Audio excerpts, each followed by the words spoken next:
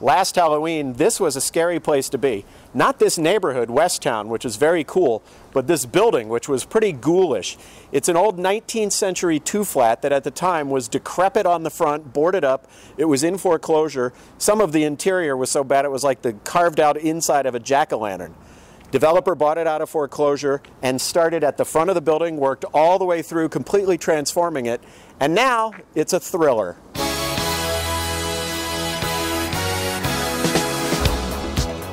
The house sparkles now, and I mean that literally. The front sidewalk has bits of glass laid in so that they glint in the sun. Inside, there is a sparkle to it as well. This is such a nicely done home, especially compared to those before pictures. You've got wainscoting around the walls, these beautiful espresso finish floors, great crown moldings, deep windows as well as large windows, this nice staircase. The developer who did this has rehabbed numerous foreclosures around the city, and you can see that he's got a very sophisticated touch. When you think of what a rotting place this was before, and all that has gone into bringing it back, not only the aesthetic, but rebuilding the entire structure, filling in new insulation. All that remains of the original corpse is the side and rear walls, the original brick walls. Everything else is new, inside the walls and outside the walls, the finishes. Now, the developer didn't just brush away cobwebs, he actually rebuilt the entire inside of the building. Remember, this had been a two-flat, so in converting it to a single-family home, he gets an entire floor for the living rooms and ends up with an enormous amount of space. So you start with that nice sunny living room we saw in the front, and then you come through a butler's pantry and an enclosed pantry. There's an awful lot of space here, and it would be a grave error to have wasted it.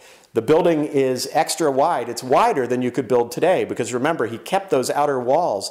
So you get this nice big kitchen here, really beautifully done, and over to the side you get another area that could be incorporated into the kitchen, can also be sort of a planning desk. You might be starting Halloween candy here at some point. You've got a lot of width here.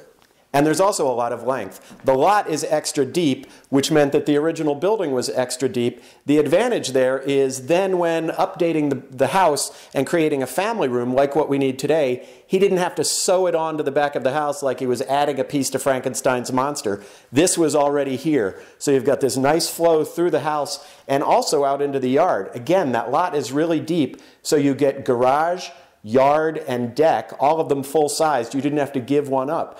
The lawn is big enough that you could start a vegetable garden out there, or there might be something else you'd like to bury out there. The basement, which in an old building like this can sometimes feel like a crypt,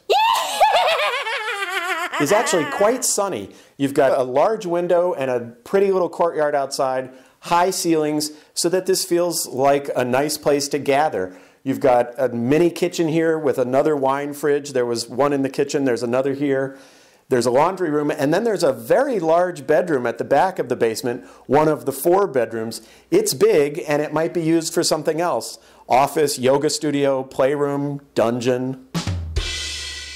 The spirit of the house carries through to the second floor, where you've still got the wonderful wainscoting, the dark wood floors, the deep windows.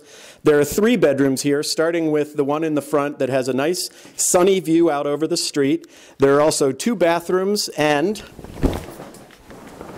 a laundry room, the second in the house.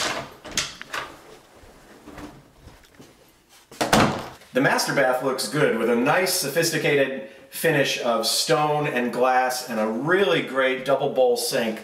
You know, sometimes you get tricked with closets, but these are a real treat. You've got a big walk-in here and 2 more smaller closets on the side. Like the bedroom at the front of the house, the master at the back of the house is very light and airy because it has nearly a full wall of glass looking out over that big yard. You know, when you walk through this house and see so many beautiful details, you can understand why this developer's homes sell so quickly. For no mere mortal can resist the beauty of the thriller.